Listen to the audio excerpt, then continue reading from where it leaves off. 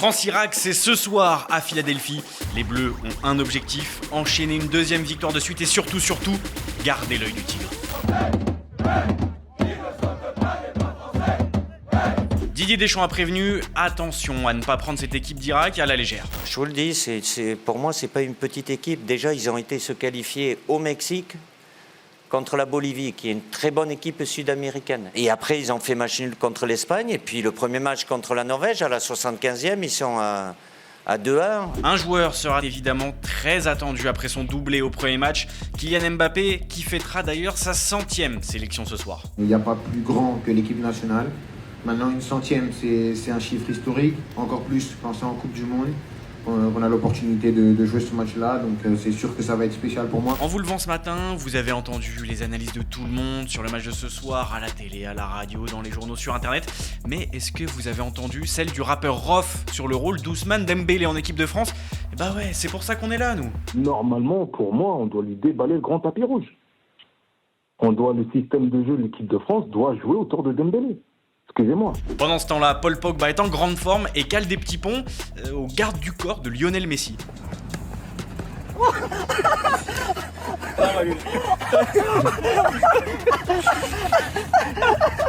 Voir l'équipe de France jouer contre un pays du Golfe en Coupe du Monde, c'est l'occasion de raconter aux plus jeunes qu'à une époque, il était possible de descendre des tribunes pour aller sur le terrain en plein match du mondial pour demander à annuler un but des Bleus. Il insistait beaucoup, on a dit ça va finir en biberine ça si ça continue, parce qu'on n'était pas là non plus pour rigoler. Hein. Aujourd'hui sur Brut, on vous raconte le match complètement fou entre la France et le Koweït à la Coupe du Monde 1982.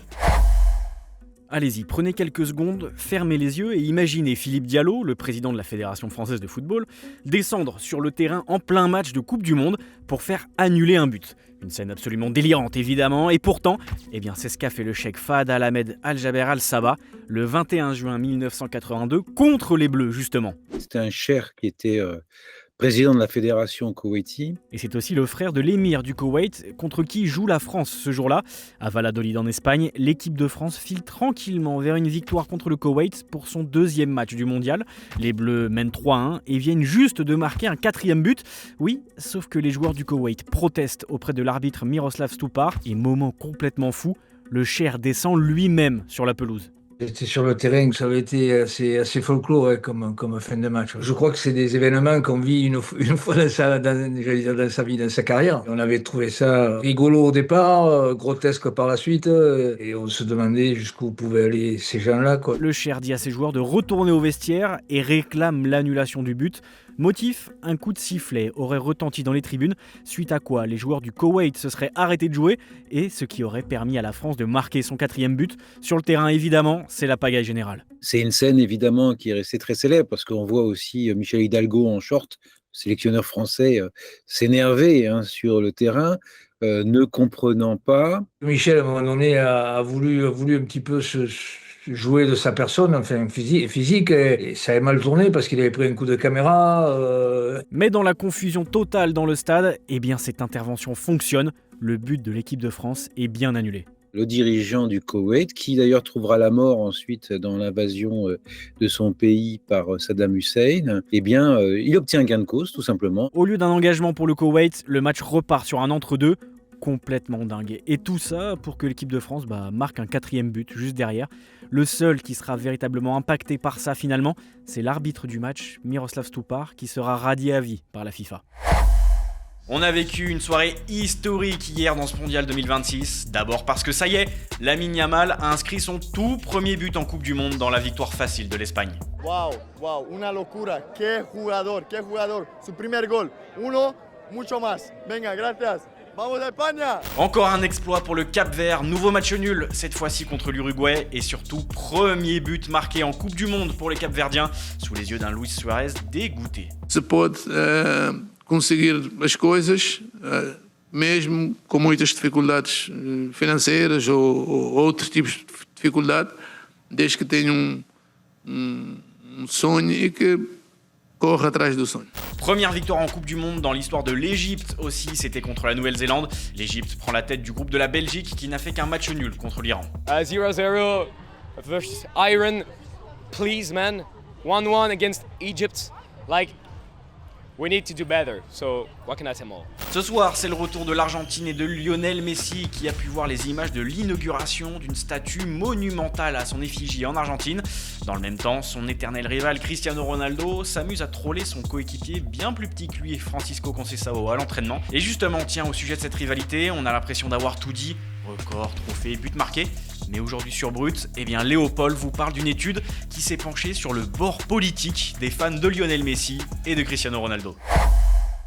Messi ou Ronaldo, et si en fonction de votre préféré, on pouvait connaître vos idées politiques? Je vous explique. Alors que la Coupe du Monde bat son plein, une étude universitaire publiée fin mai assure qu'être supporter de Lionel Messi signifierait être plutôt de gauche, tandis que les partisans de Cristiano Ronaldo seraient plutôt de droite. I think the two players have become vessels for something which is just beyond football itself. L'étude a analysé les réponses de plus de 10 000 personnes dans 26 pays à travers le monde. Elle a ensuite croisé leurs joueurs préférés avec plusieurs variables: idéologie politique, rapport à l'autorité, estime de soi, profil psychologique ou encore le classement FIFA du pays d'origine des sondés. It's one of the few arguments that happens in virtually every country on earth, across languages, across culture, across political systems.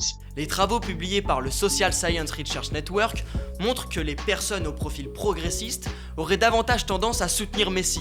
L'auteur d'un triplé contre l'Algérie lors du premier match du mondial attirerait aussi plus souvent des personnes dotées d'un esprit analytique. Messi represents a certain kind of quiet, collective excellence. Ceux qui choisissent le capitaine du Portugal seraient en moyenne plus conservateurs. Il plairait davantage aux personnes qui déclarent une haute estime d'elles-mêmes, ainsi qu'un rapport plus marqué à l'autorité. Ronaldo, on the other hand, it's very individual dominance, right? Those who like strong individual leaders, right? They tend to rate Ronaldo higher than Messi. Néanmoins, les auteurs de l'enquête rappellent que l'étude n'a pas encore été évaluée par des pairs, et en vrai, vous pouvez être de droite et aimer Messi, tout comme de gauche et adorer Cristiano.